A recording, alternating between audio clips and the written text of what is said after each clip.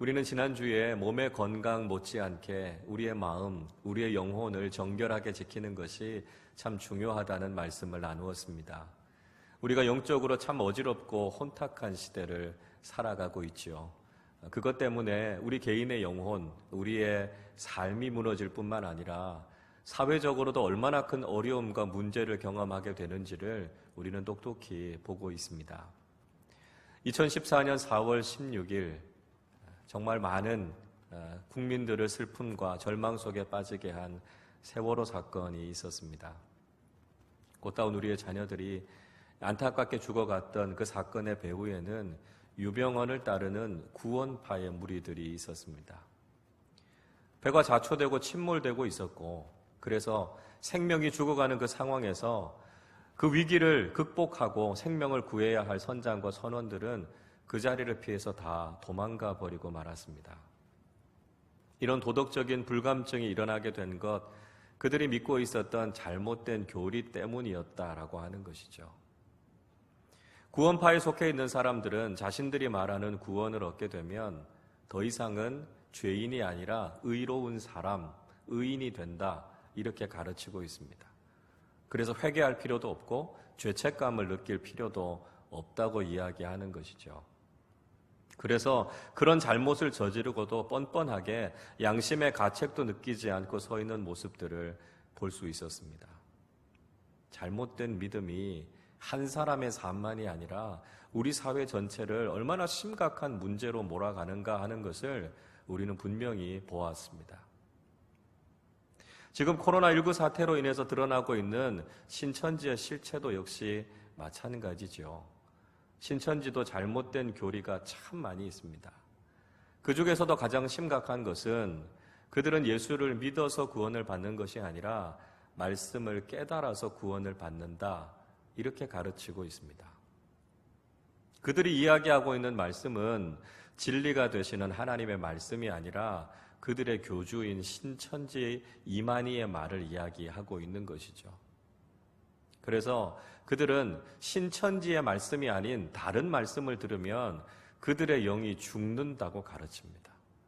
그래서 일반 교회에 그들이 침투해 있으면서도 그들은 전혀 목사님들의 설교는 듣지 않습니다. 설교 시간에 딴짓을 하거나 핸드폰을 본다거나, 그래서 전혀 그 말씀은 듣지 않죠. 왜냐하면 그것을 들으면 자신들의 영이 죽는다, 그렇게 가르치고 있기 때문에 그렇습니다. 또 한 가지 심각한 문제 가운데 하나는 그들이 거짓말을 일삼는다는 것입니다. 그들은 거짓말에 아주 익숙해 있는 사람들입니다. 자신들이 신천지다라고 하는 것 다른 사람들에게 밝히지 않지요. 그래서 그들은 계속해서 거짓말에 거짓말을 보태가고 있습니다. 그들이 다른 사람들을 포섭하거나 아니면 교회를 무너뜨리는 방법 중에 중요한 한 가지의 방법이 모략이라고 하는 방법이 있습니다. 무슨 말입니까? 속임수죠. 거짓말이라고 하는 이야기입니다. 여러분 한번 생각해 보십시오. 어떤 종교가 거짓말을 하라고 드러내놓고 이야기하는 종교가 어디에 있습니까? 믿음의 대상과 내용이 다를지는 몰라도 거짓말을 하라 이렇게 가르치는 종교는 없습니다. 그러니까 신천지라고 하는 곳은 종교라고 이야기할 가치도 없는 곳이죠. 그저 사이비 집단일 뿐입니다. 그런데 놀라운 것은 이런 신천지에 빠져 있는 사람들이 너무나 많이 있다라고 하는 것입니다. 원래 신천지는 14만 4천 명만 구원받아서 영생불사한다, 이렇게 가르쳐 왔습니다. 그래서 그 14만 4천 명을 채우기 위해서 굉장히 열심히 포교 활동을 해왔죠. 그런데 어느 순간인가 14만 4천 명이 넘고 말았습니다. 그러고 나니까 어떻게 이야기하는지 아십니까? 신천지 교인이라고 해서 다 영생하는 것이 아니라 알곡 신자 14만 4천 명에 드는 사람들만 구원을 받을 수 있다, 이렇게 이야기합니다. 그래서 시험도 치르고 다른 사람들을 끌어들여서 그 14만 4천 명 안에 들고 싶어 하는 것이죠. 그런데 막상 이번에 뚜껑을 열어보니까 거의 신천지에 빠져 있는 사람들이 25만 명, 아니 30만 명에 육박한다는 이야기를 듣고 저도 깜짝 놀랐습니다. 여러분, 그런데 더 놀라운 것은 그것에 빠져 있는 사람들 중에 많은 사람들이 젊은 대학생들이라는 것입니다. 종교와 신앙에 대해서 무관심한 젊은 대학생들, 특별히 그런 잘못된 가르침에 빠질 것 같지 않은 엘리트 대학생들이 그런 사이비 집단에 많이 빠져 있다는 것을 알면 우리는 참 놀라지 않을 수 없습니다. 여러분 어떻습니까? 지성이 있다고 하고 배웠다고 하는 젊은 사람들이 그런 잘못된 사이비 집단에 빠진다라고 하는 것이 여러분 이해가 되십니까? 여러분, 우리가 그리스도인이라면 이런 일들을 이해하실 수 있으셔야 합니다. 세상의 사람들은 그것이 이해되지 않을지 모릅니다. 그러나 적어도 영적인 삶을 살아가고 있는 우리 그리스도인들은 이것이 이해될 수 있어야 한다는 것이죠. 왜 그렇습니까? 성경은 그 이유가 미혹의 영이 역사하고 있기 때문이다 말씀하고 있습니다. 우리 주변에도 미혹의 영들이 활동하고 있기 때문에 많은 사람들이 속아서 이런 거짓된 것들과 헛된 것들에 빠지게 될 수 있다는 것이죠.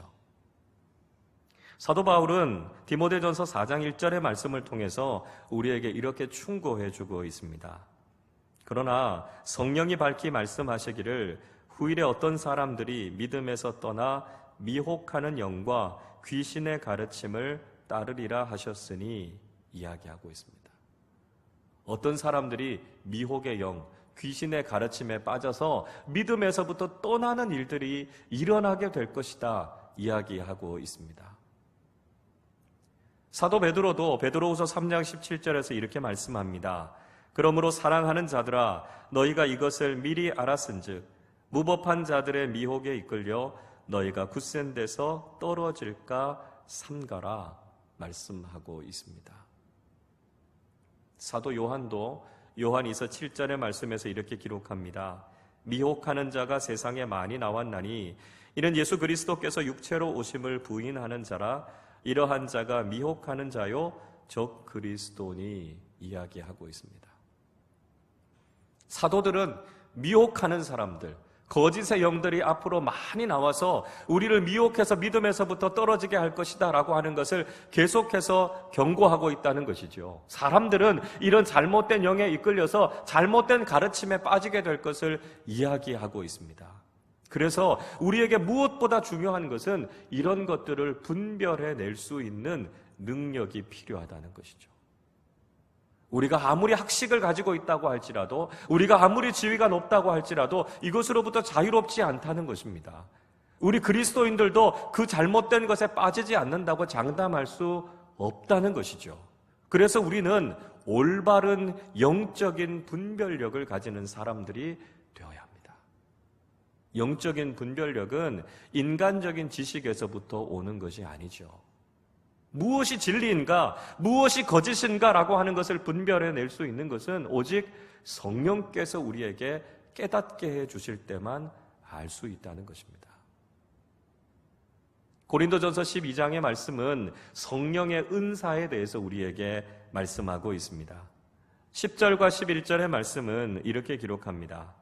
어떤 사람에게는 능력 행함을, 어떤 사람에게는 예언함을, 어떤 사람에게는 영들 분별함을, 다른 사람에게는 각종 방언 말함을, 어떤 사람에게는 방언을 통역함을 주시나니 이 모든 일은 같은 한 성령이 행하사 그의 뜻대로 각 사람에게 나누어 주시는 것이니라. 영들을 분별하는 것을 포함해서 모든 은사는 성령께서 우리에게 주시는 것이다 말씀하고 있습니다. 그렇습니다. 성령께서 우리로 하여금 지혜와 지식을 허락해 주셔서 무엇이 옳은 것인지 그른 것인지를 분별하게 하신다는 것이죠. 우리가 분별할 수 있는 것은 성령 충만함을 받는 것밖에 없다는 것입니다.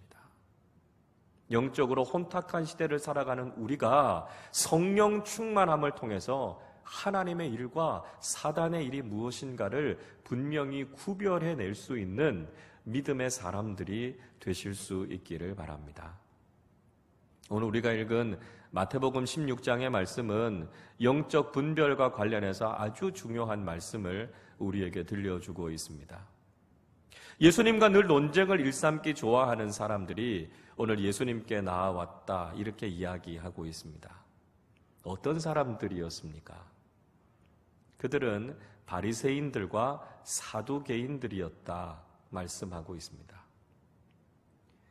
원래 이 바리새인들과 사두개인들은 별로 친한 사람들이 아닙니다. 바리새인들은 철저한 율법주의자들이었고요. 이들은 부활을 믿는 사람들이었습니다. 이에 반해서 사두개인들은 아주 현실적인 그런 종교인들이었고요. 권력과 결탁해 있는 사람들이었습니다.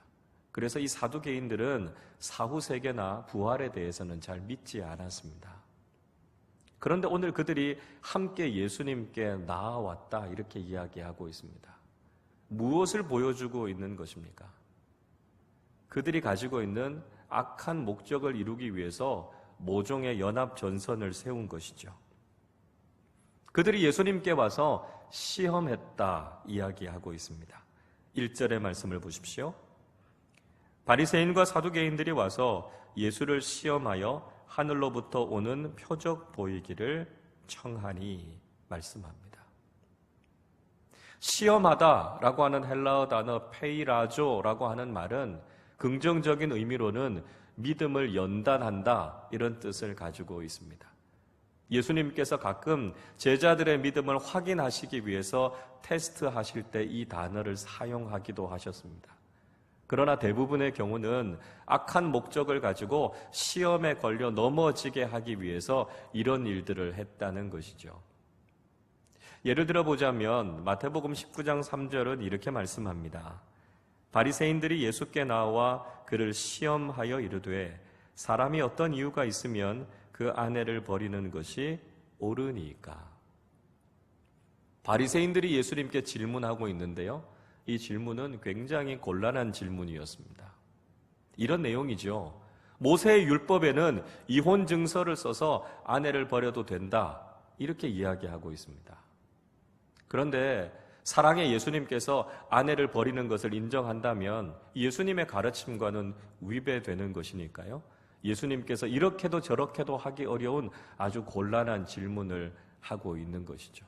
그들이 이렇게 예수님을 시험했다는 것입니다. 자, 그들이 시험했던 목적이 무엇이겠습니까? 그들은 예수님을 유대교의 이단이라고 생각했습니다. 그래서 그들의 입장에서 생각해 보면 그럴 수도 있었겠다는 생각이 듭니다. 우리도 잘못된 교리를 가지고 있는 사람이 있으면 그것을 가지고 우리가 분별해내지 않습니까? 그것처럼 그들도 예수님이 옳은지 바른지 그들 나름대로는 분별하려고 했다는 것이지요. 영적인 분별을 하려고 시험했다는 것입니다. 그래서 그들은 예수님께 하늘로부터 오는 표적을 요구했습니다. 그것은 하나님으로부터 오는 표적이라는 뜻입니다. 유대인들은 어떤 사람들이 기적이나 초자연적인 일들을 행하면 하나님께서 보내신 사람이다 그렇게 믿었던 것이죠. 유대인들은 기적에 대해서 굉장히 관심이 많은 사람들이었습니다. 고린도전서 1장 22절은 이렇게 기록하고 있습니다. 유대인은 표적을 구하고 헬라인은 지혜를 찾으나 말씀합니다. 사도 바울은 유대인들의 관심은 기적에 있었고 헬라인들의 관심은 지혜, 즉 철학에 있었다 이야기하고 있습니다. 유대인들은 기적을 일으키는 사람이면 그 사람은 하나님께서 보내신 선지자라고 믿었다는 것이죠. 그래서 한밤중에 예수님을 찾아온 니고데모도 예수님께서 행하셨던 기적을 보고 예수님께서 하나님이 보내신 분이다라고 하는 것을 믿었다는 것입니다. 요한복음 3장 2절은 이렇게 기록하고 있습니다. 그가 밤에 예수께 와서 이르되 랍비여 우리가 당신은 하나님께로부터 오신 선생인 줄을 아나이다. 하나님이 함께 하시지 아니하시면 당신이 행하시는 이 표적을 아무도 할 수 없음이니이다. 바리새인의 스승이었던 니고데모도 예수님께서 하는 표적을 보고 예수님께서 하나님이 보내신 분이심을 믿었다는 것이죠.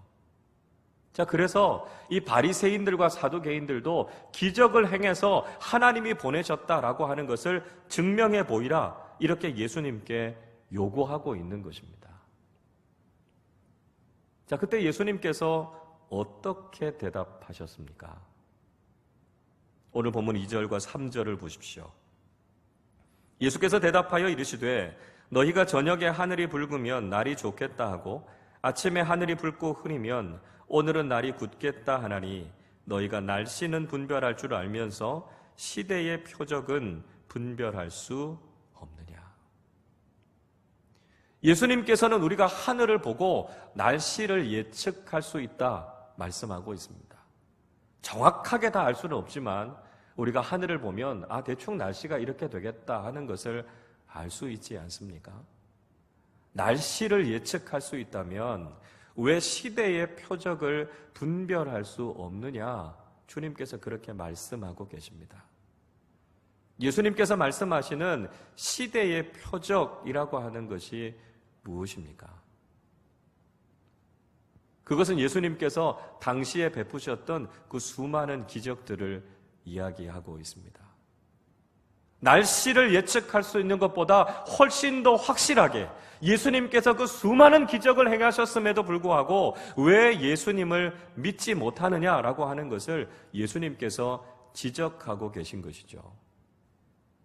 예수님께서는 갈릴리 가나에서 물을 포도주로 바꾸는 첫 번째 표적을 시작으로 해서 많은 기적들을 일으키셨습니다. 요한복음 2장 11절은 이렇게 기록하죠.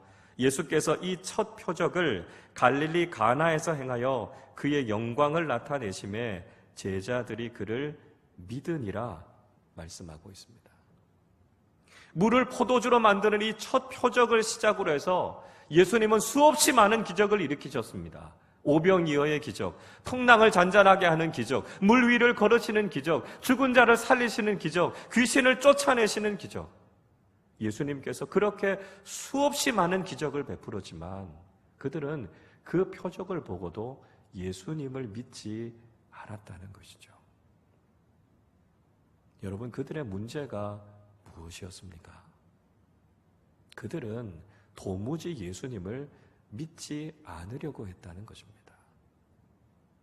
그들이 예수님을 바르게 알고 싶었다면, 그들이 예수님을 바르게 믿고 싶었다면 이미 예수님께서 행하셨던 그 기적을 보고 예수님을 믿었어야 했습니다. 바리새인의 스승이었던 니고데모가 예수님이 하나님께서 보내신 분이심을 믿었던 것처럼 그들도 믿었어야 했습니다. 그러나 그들은 영적인 분별력이 없었습니다. 그들은 수없이 많은 주님이 하셨던 일들을 보고도 예수님을 받아들이지 않았다는 것이죠. 그래서 예수님께서는 그들에게 분별할 수 없느냐 이렇게 질문하신 것입니다. 여러분, 우리는 주님께서 지금 우리에게 하고 계시는 일들을 믿음으로 바라볼 수 있어야 합니다. 예수님이 바로 하나님의 아들이심을 우리는 믿고 고백해야 한다는 것이죠. 바리새인들이, 사두개인들이 그렇게 율법을 줄줄 외우고 오랫동안 종교 생활을 했지만 그들은 예수님을 믿지 않았습니다. 그 이유는 그들에게 분별력이 없었기 때문입니다. 여러분, 우리는 어떻습니까? 우리는 올바른 영적인 분별력을 가지고 있습니까? 우리는 성령 충만함을 통해 지금도 주님께서 하고 계시는 일들을 분별해내고 있습니까? 영적인 분별력을 가지고 믿음으로 주님을 바라보고 주님께서 행하시는 일들을 믿음으로 고백하는 우리 모두가 되실 수 있기를 바랍니다. 그 수많은 표적을 보고도 도무지 믿지 않는 그들을 향해서 예수님께서 4절에서 이렇게 말씀하고 계십니다. 악하고 음란한 세대가 표적을 구하나 요나의 표적밖에는 보여줄 표적이 없느니라 하시고 그들을 떠나 가시니라. 예수님께서 그들을 가리켜서 악하고 음란한 세대 이야기하고 있습니다. 그리고 이제 그들에게 보여줄 수 있는 표적은 요나의 표적밖에 없다 말씀하고 계십니다. 요나는 구약의 선지자지요. 하나님께서 그를 니느웨로 보내셔서 회개를 선포하게 하셨지만 그는 다시스로 배를 타고 도망가 버리고 말았습니다. 하나님께서 그런 요나를 바다에 던지셨습니다. 그리고 하나님께서 예비하신 큰 물고기가 요나를 삼켜서 물고기 뱃속에서 3일 동안 있었죠. 결국 요나는 자신의 잘못을 깨닫고 니느웨로 가서 회개를 선포하지 않았습니까? 주님께서 말씀하시는 요나의 표적은 무엇입니까? 그것은 예수님의 십자가 죽음을 의미하고 있습니다. 예수님께서 우리의 모든 죄를 짊어지시고 십자가에서 죽으시고 3일 동안 무덤에 있게 될 그 사건을 말씀하고 계십니다. 예수님께서 인류의 구원자로 오셔서 우리의 모든 죄값을 치르시고 십자가에서 죽으실 것을 말씀하시는 것이죠. 그리고 예수님께서는 더 이상 죽음의 권세 아래 놓여 있지 않으시고 3일 만에 무덤의 문을 여시고 부활하실 것을 말씀하고 있습니다. 예수님께서는 이제 그들에게 보여줄 수 있는 유일한 표적은 십자가와 부활밖에 없다고 말씀하십니다. 예수님의 십자가 사건을 보고도 그들이 주님을 믿지 않는다면 그들이 구원받을 수 있는 길은 없다는 것이죠. 그 어떤 기적보다도 더 확실한 것은 예수님의 십자가 사건입니다. 그것이야말로 예수님께서 메시아이시고 하나님께서 보내신 분이심을 우리에게 가장 분명하게 말씀해 주시는 증거라는 것을 이야기하고 있습니다. 사람들은 흔히 이야기합니다. 기적을 보여주면 예수님을 믿겠다고 말합니다. 그러나 사람들은 기적을 보고도 예수님을 믿지 않았습니다. 예수님께서 수없이 많은 기적을 행하셨지만 사람들은 그 기적 보고 예수님을 믿지 않았습니다. 오히려 기적은 사람들을 혼란에 빠뜨리는 경우가 더 많았습니다. 사탄은 지금도 여러 가지 기적들을 일으켜서 사람들을 잘못된 것으로 유인하고 있습니다. 여러분, 기적이 일어나는 것이 중요한 것이 아닙니다. 기적 그 자체가 의미가 있는 것이 아니다라고 하는 거죠. 그러나 사람들은 그 기적이 예수님이 일으키는 것이든 사탄이 일으키는 것이든 그 기적 자체에 열광하고 있습니다. 그래서 사람들은 잘못된 것에 빠지는 경우들이 많다는 것이죠. 여러분, 기적은 그 어떤 경우에도 영적 분별의 기준이 될 수 없다는 것입니다. 오늘 본문에 표적이라고 하는 헬라어 단어는 세메이온이라고 씁니다. 이 단어는 화살표라는 뜻이고요. 손가락으로 가리키는 것이라는 의미를 가지고 있습니다. 여러분 한번 생각해 보십시오. 화살표나 손가락이 중요합니까? 아니면 그것이 가리키고 있는 그 대상이 중요합니까? 화살표나 손가락은 그 자체로 의미가 있는 것이 아닙니다. 그것이 무엇을 가리키고 있느냐가 중요한 것이죠. 그래서 기적 그 자체가 중요한 것이 아니라 그 기적을 일으키신 예수님이 중요하다는 것이죠. 우리는 기적을 따라가는 것이 아니라 예수님을 따라가야 한다는 것입니다. 우리의 마음이 기적에 현혹되는 것이 아니라 그 기적의 중심에 서 계신 예수 그리스도를 바라보아야 한다는 것이죠. 그래서 이제 예수님은 십자가만을 말씀하십니다. 그 무엇보다 가장 중요한 것, 가장 중요한 영적 분별의 기준이 바로 십자가와 부활임을 말씀하고 계시는 것이죠. 여러분, 어떤 교리나 교훈이 우리로 하여금 십자가를 깨닫게 하고 있습니까? 그렇다면 우리는 그 교리와 교훈을 진리로 받아들여야 합니다. 기적이나 초자연적인 일들이 우리를 십자가로 인도하고 있습니까? 그렇다면 그것이 하나님께서 행하신 일임을 믿어야 합니다. 우리가 행하는 사랑과 섬김이 많은 사람들을 십자가로 인도하고 있습니까? 그렇다면 우리의 그 모든 섬김과 사랑의 실천은 올바르고 의미 있다는 것이죠. 그러나 어떤 가르침과 교훈이 아무리 대단하고 심오하다 할지라도 그것이 십자가와 배치되는 것이라면 우린 그걸 버려야 됩니다. 아무리 신비한 체험과 놀라운 기적들이 일어난다 할지라도 그것이 십자가의 복음을 거부하는 것이라면 우린 그걸 따라가서는 안 된다는 것입니다. 아무리 숭고한 사랑과 섬김, 희생과 봉사가 있다 할지라도 그것이 십자가와 무관하다면 적어도 그리스도인인 우리에게는 아무런 의미가 없다는 것이죠. 여러분 기억하셔야 합니다. 가장 중요한 영적 분별의 기준은 십자가와 부활입니다. 우리가 하는 모든 일들은 오직 예수 그리스도의 십자가와 부활을 드러내고 증거하는 일이 되어야 합니다. 만약 그렇지 않다면 우리는 결코 따라가서는 안 되는 미혹이라는 것을 분별해내야 한다는 것이죠. 여러분, 우리는 영적으로 참 혼란하고 혼탁한 시대를 살아가고 있습니다.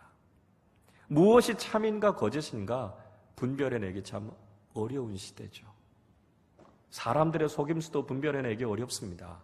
어떤 사람이 내게 와서 하는 이야기가 순수하게 정말 나를 위해서 하는 이야기인지 아니면 나에게 사기치기 위해서 거짓말을 하는 것인지 분별해내기 어렵습니다.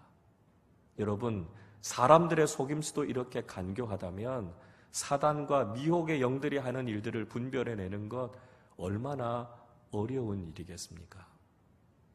여러분, 그렇기 때문에 우린 영적으로 깨어 있어야 합니다. 깨어있지 않으면 언제든지 이 속임수에 넘어갈 수 있다는 것이죠. 우리 한 사람 한 사람이 성령 충만하고 예수 그리스도의 복음으로 잘 무장해서 영적으로 모든 것들을 잘 분별해내는 사람들이 되어야 합니다. 분별의 기준은 인간적인 지식이 아닙니다. 어떤 기적이나 놀라운 일들이 일어났다고 해서 그것이 분별의 기준이 되는 것이 아닙니다. 분별의 기준은 오직 예수 그리스도의 십자가의 복음입니다. 어떤 것이 예수님의 십자가의 복음을 드러나게 한다면 그것은 우리가 믿고 따라야 할 진리입니다. 어떤 일들이 우리를 십자가로 인도하고 부활의 소망을 가지게 한다면 그것은 하나님께서 하시는 일입니다. 그러나 우리를 십자가에서 멀어지게 하고 하나님 나라의 소망이 아니라 세상에 집착하게 한다면 그것은 지금 우리를 미혹하고 있는 것임을 깨달아야 한다는 것이죠. 여러분, 우리는 지금 사순절 넷째 주일을 보내고 있습니다. 우리가 바라보고 붙잡아야 할 것도 바로 요나의 표적입니다. 그것은 예수 그리스도의 십자가의 복음이죠. 십자가가 세상의 기준으로는 세상 사람들이 바라보기에는 그보다 더 어리석고 미련한 것이 없습니다. 그러나 믿음의 눈을 가지고 영적인 분별력을 가지고 있는 우리에게는 그 십자가야말로 죄와 사망으로부터 우리를 구원해 줄 수 있는 유일한 하나님의 능력임을 믿으실 수 있기를 바랍니다. 영적으로 혼란한 이 시대에 우리가 하나님 나라를 향한 길을 잃지 않고 나아갈 수 있는 방법은 예수 그리스도의 십자가를 굳게 붙잡는 것입니다. 지금도 우리를 속이고 잘못된 길로 빠지려고 하는 미혹의 영들 속에서 우리가 다시 한번 성령 충만함을 통해서 십자가와 부활의 복음으로 무장하고 하나님께서 원하시고 기뻐하시는 진리의 길, 생명의 길을 걸어가는 우리 모두가 되시기를 주님의 이름으로 축원합니다. 기도하겠습니다. 진리와 생명이 되시는 하나님 아버지, 영적으로 혼탁한 이 시대 속에서도 예수 그리스도의 복음을 듣게 하시고 하나님의 자녀로 살아가게 하시니 감사를 드립니다.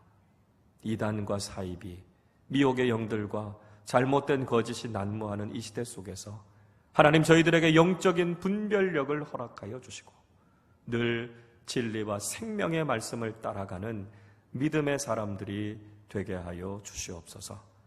우리를 성령으로 충만하게 하여 주시고 우리 모두가 눈을 들어 예수 그리스도의 십자가를 바라보며 진리와 생명이 되신 주님만을 따라가는 참된 주님의 제자들이 되게 하여 주시옵소서.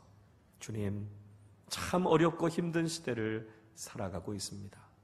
무엇을 말해야 할지, 무엇을 구해야 할지, 어떻게 행동해야 할지 알기 어려운 이 시대에 성령 하나님께서 저희들에게 지혜를 허락하여 주셔서 세상을 밝히는 바른 믿음의 사람들로 살아가게 하여 주시옵소서. 질병으로 인해 고통 가운데 있는 많은 사람들 치료하여 주시고, 하나님 하루속히 이 사태가 종식되게 하여 주셔서 우리의 일상을 회복하게 하여 주시고, 그로 인해서 하나님께서 우리에게 베풀어 주시는 은혜와 기쁨을 되찾게 하여 주시옵소서. 이 일을 맞아 우리가 다시 한번 우리 자신을 돌아보며 회개하며 기도하게 하여 주시고, 영적으로 더욱 주님 앞에 친밀히 나아가 늘 깨어있는 믿음의 사람들로 살게 하여 주옵소서. 감사드리며 우리 주님 예수 그리스도의 이름으로 기도하옵나이다. 아멘.